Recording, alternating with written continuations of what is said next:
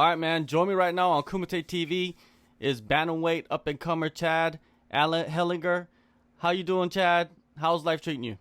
I'm doing great, man. Feeling sharp. I'm getting close to my fight, about 4 weeks. So life is good, man. I'm feeling awesome. All right, let's kick it off with when you found out about the opportunity and what was your reaction to the news? You know, it was kind of a crazy, like, up and down experience I had because I had a Contender Series offer last year for November, and I was set up until like 8 days before the fight, and then there was problems getting me across the border, and I couldn't go.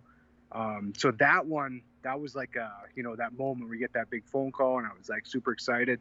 So I trained hard, it fell apart, no big deal. Kept training, ended up getting another opportunity, but it kind of lost some of the initial, luster that it had. But I was still super excited that I'm going to get my opportunity to get out there and do it. And I was confident, with the timing of, everything that's going on in the world, that it was going to go through. So, it was awesome. I'm so happy I still get to do it because it was a bit of a roller coaster. I was really high, then I was really low. And I even took a local fight again. Because I was just, I was waiting and I had to fight, and then I got sick and it got canceled. It was like, man, I just dropped so low. And then like a couple days after that cancellation, I got the call that I was back on, and I was like, awesome, man. I'm just like rejuvenated, right back at it. For sure. Yeah, we'll get into all of that. First thing I want to do is go back to, the beginning of your career in 2010. You started off with 2 losses, man. With a fighter, that is something that could, backtrack them completely. But for you, you returned after those losses and went on a streak. How did you dig yourself out of that hole? I wasn't satisfied, man. Like, everybody has excuses and reasons, and I could have won or should have done that. But I just couldn't accept being one of those guys that went in and tried and didn't do so great and move on, because when I started, I knew that I could be really good. And I knew it was something I wanted to do. And it was almost just like this stubbornness. Like, there's no way I was going to let my career just, fade out like that. So I just kept starting with these little goals of, I wanted to even up my record, then I wanted to, have a plus 500 record. Then I wanted to compete for a local title. Then I just kept adding and adding. And now I want to compete on the world stage against the best in the world. And it's funny, you don't start with this great, grand idea of, on my first fight, I'm going to go fight for the UFC, but you just keep picking away these things you want to get done. Before I know it, I had them all done, and now I'm getting my shot at the big stage. So For sure. And then, you won a couple, and then you went into a rough patch in 2014. Then you returned after a long layoff in 2016 and knocked off 8 in a row, won a title. What were the underlying factors that transformed you? It's such a stupid thing to look back on. You look back at your career and you can see your mistakes. When I evened up my record to 2-2, in my mind, I was like, all right, I'm back. I'm ready to make this thing happen. And I went full time into fighting. I quit my job, and I was like, all my money was into it. And the pressure just killed me. I performed so badly. I took fights I shouldn't have taken. I took fights when I was injured because I needed the money. And it was like, I just was doing myself such a disservice. Not to mention there were some other aspects. I mean, I ended up switching gyms, which was a huge catalyst for me. I mean, I went from being 2-5. I took a break, switched gyms, boom. Now I'm 8-0 since being there. I mean, that's as clear as it gets. But yeah, I put too much pressure on myself. I didn't really have the guidance I really needed. I had the energy and the desire, but I just didn't have the guidance. So the gym move really helped bring everything into perspective, stabilize the rest of my life with a proper job and all that stuff. And then before you know it, the fighting was a lot easier. So the last time we saw you in action was in November 2019. You successfully defended your title. A few months later, man, the pandemic hit. How were you handling that situation? It didn't seem, I wasn't that worried. I was kind of riding high. I was feeling good. I just got a big win. And, I really wasn't in a rush. Like, if I had just come off a loss or something, man, I'd just be chomping at the bit. But I took some time and I worked on my jiu-jitsu and got my brown belt and achieved some things I wanted to achieve. And, like, everybody struggled through different ways and different things. But I mean, it's just like anything. I adapted, dealt with it. I mean, a little time away from fighting. I mean, man, you said it. I've been fighting since 2010. I've done it a lot. So a little break, focused on some other things, and yeah, it's all good. I mean, I'm glad to be back, that's for sure. But yeah, it wasn't crushing to me. I was okay. The guy you knocked out in your last fight ended up on the Ultimate Fighter, and now he's heading into the finals. That makes that win even more impressive, don't you think? It should. I mean, it should. I knew how tough that guy was. Nobody else really knew, but we had a battle, and I was like, this guy came out of nowhere. I was surprised he took the fight. It had fell through with another opponent, and he was like, we went through like, and I'm not exaggerating, like 40 guys that all said no because it was within like 4 weeks or something. And then he was like, yep, get me out there. And we're like, oh, okay, who's this guy? And then, yeah, we had a hell of a tough fight.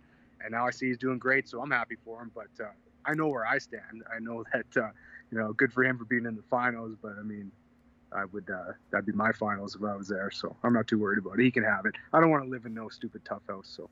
All right, and you like you mentioned earlier, you did have a fight that was scheduled, and then it was canceled due to COVID. What exactly happened with that situation?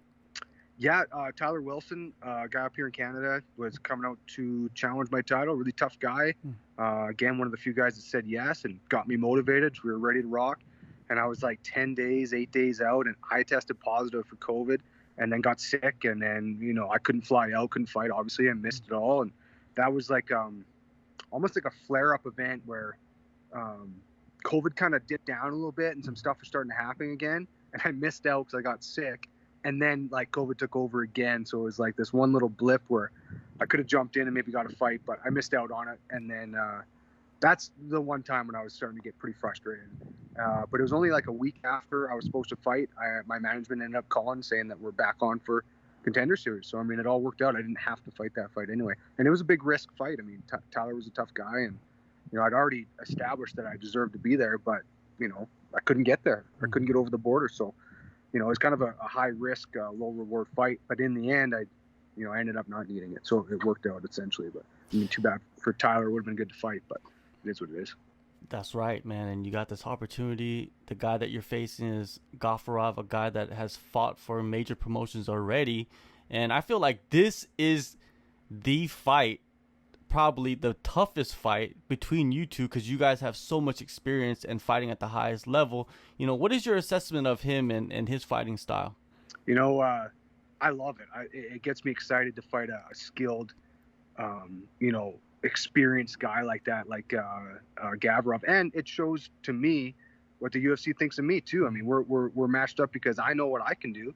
I can't wait to get out there and show it. I got a really tough test, but in that tough test, it's going to really allow me to it's my coming out party. I'm going to show these guys what I can really do. Give me the toughest guy you got, because I can't wait to go out there and I'm just going to put it on him. There's just no way he can handle me. So I'm excited. I know he's super tough, and I know he's kind of got a fan-friendly style, which just brings it out in me. It's going to be so fun. I just can't wait to show everybody what I've been up to. I believe he was already signed to the UFC, and then something happened with his contract with the other promotion, but now he's on the Contender Series, and you get this opportunity. Your gym, Champions Creed. How did you end up with that team? Well, that was kind of when I was in my slump. I'd lost 3 fights in a row. I used to train at Knuckles MMA. It's no longer around, with late Max Marin. He was my coach. And yeah, I hit that rut and I lost 3 in a row. And, like anything, I was kind of searching and trying to figure out what the problems were, where the answers were. And I'd actually lost to a Champions Creed guy in my last fight. And then I went to a grappling tournament. Another Champions Creed guy had beat me and broke my ankle and all kinds of shit. And I was just like, I just kind of humbled me. And I just went hat in hand to the gym and said, hey, this is where you guys are winning. I want to win too. What do I got to do? And Brian Bird, the head coach, I mean, he put me through the ringer. He gave me a white belt and said, okay, well, you start at the bottom. And I did. And that's why those 2 years are there. I wasn't not training. I just moved to Champions Creed, and it took 2 years to prove myself and my dedication to the gym. And then we started taking fights again, and it's just been a rocket ship from there. It's been going great, but it was really difficult at the time to kind of, be humble and want to go kind of reinvent yourself. But man, I mean, it's just the proof is in the pudding how important it was and how well it helped me. So I'm super glad I did, but it was difficult. It was hard. I was a little lost, but that gym and that professionalism and that the mentality that's there in the team, it's second to none. So that's what's really helped me. I think in fighting, it's the hardest to put the ego aside, because ego is so much part of who you are and how you step in and the confidence and everything. And then you did, and you went to that team. And then I saw that you received your brown belt over the summer. You know, what does that mean to you? Oh man, that's so big for me.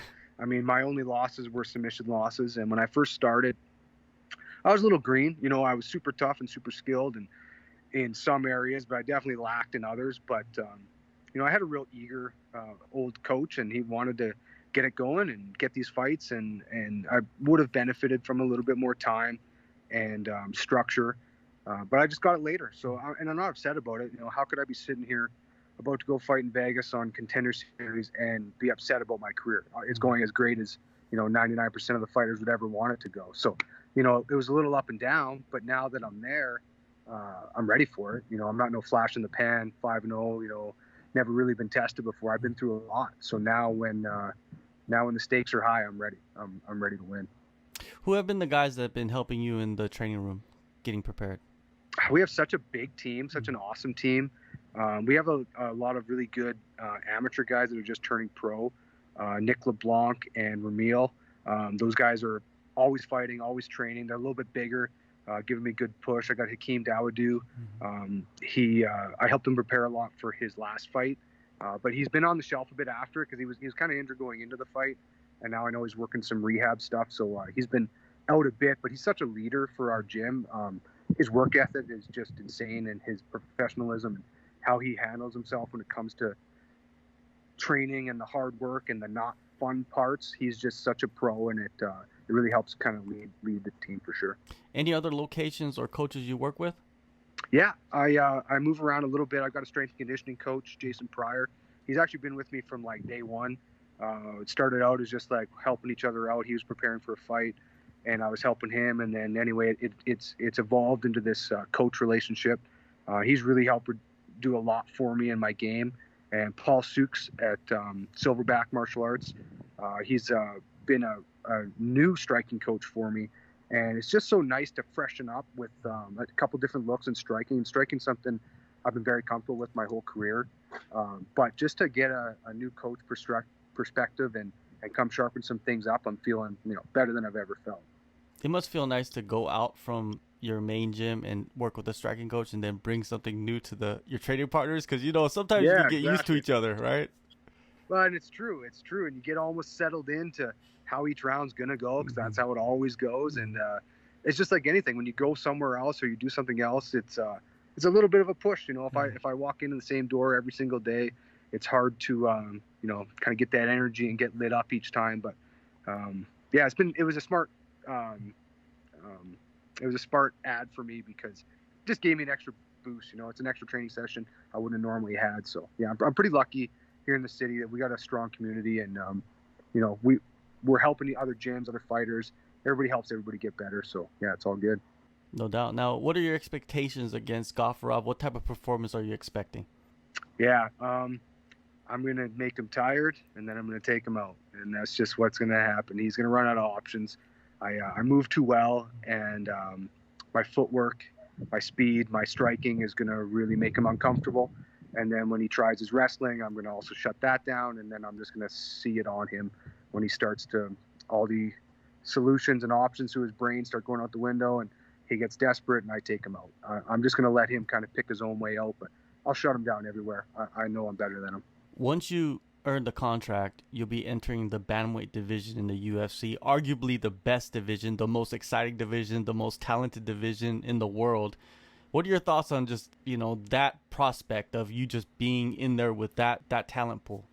Well, you know, it's a very impressive division on the top half, but there's a lot of low-hanging fruit there that I'm going to run through, and then get myself nice and established so I can start hanging with the big boys up there. I'm not coming in, you know, really young and need to evolve. I'm ready right now. So I'm going to beat this guy. I'm going to get in, and I don't want big fights, because I want to fight right away, and I want to keep the fights going. I don't need to develop and get my feet wet. I've already done that. So, like, I'm ready now. I want to get in there and beat these guys and keep the train rolling. Are you the best fisherman in MMA right now? I always have been. I never got the credit. So I'll make sure people know that too. All right, you put everybody on blast once you get there to the big That's show, right. man. They'll All right, see. man. They'll see. September 7th, Dana White's Contender Series, Las Vegas. Thank you, Chad, for the time, man. Good luck, and yeah, man, all the best on the journey. Awesome. Really appreciate it, man. Thanks.